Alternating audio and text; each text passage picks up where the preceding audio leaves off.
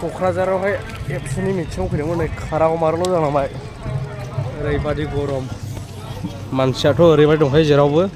थानो जायगा गैया खाराव मारावल' ने ओंखाम हटेलखौसो मोना जाहैबाय दा नागिरलाबो गार्डसेन फिलाप जानायनि गोजा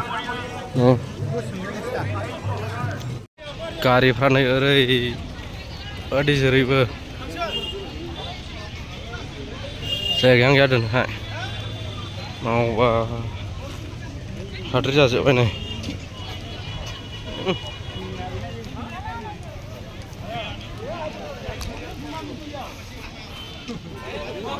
जेला मानसि नै ओरैबादि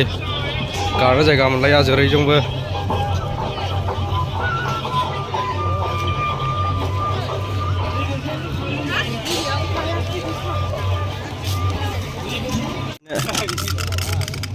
गलालैनो जिबौआ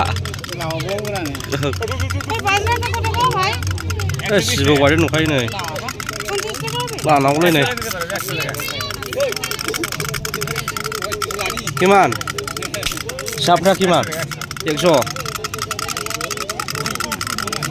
बायफिननो लुबैले आङो गोदो गेलेग्राखौ सिगिनो मोजां जागोन जिबौआ गोरलैफोरनि गेलेग्रा नै बेफोरो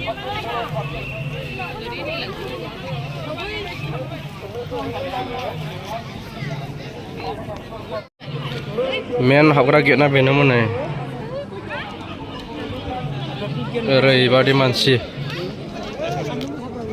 गोलोम फुजोबखांबायनो ओरै खस्थ' सोरबा सोरबा ट्रिप नांलायखानायसै उल्था सेरखादो गरमा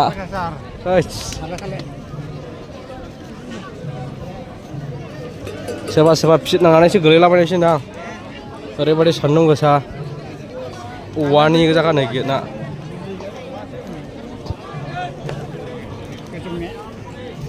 गोलोम फुजोबखांबाय आंलाय ओरैबादि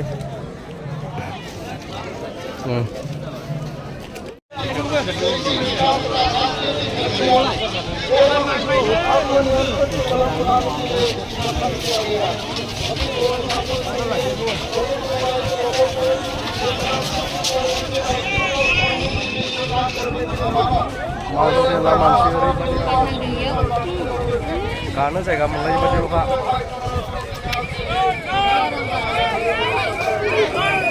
मेन पेन्डेला बैयावनो जागासिनो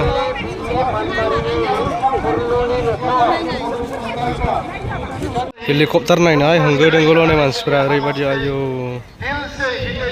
नोंथांमोननो देखायना हेलिकप्टारखौ ओइ गोजानावसो नै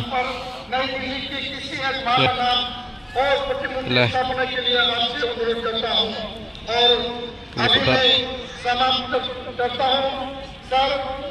2020 के 15 फरवरी में कोलकाता में आपके सम्मान के लिए लाखों लोग उपस्थित हुए थे। आज फिर से 2 लाख से अधिक आपके सम्मान और धन्यवाद के लिए उपस्थित हुआ है और इस पावन धरती पर आपका ये एहसान हमेशा याद रहेगा। विद्यार्थी कालखंड में हमेशा के लिए अमर रहेगा। गजलतन धन्यवाद, गृहमंत्री जी जिंदाबाद, जय बोलो हरिंजय। Thank you.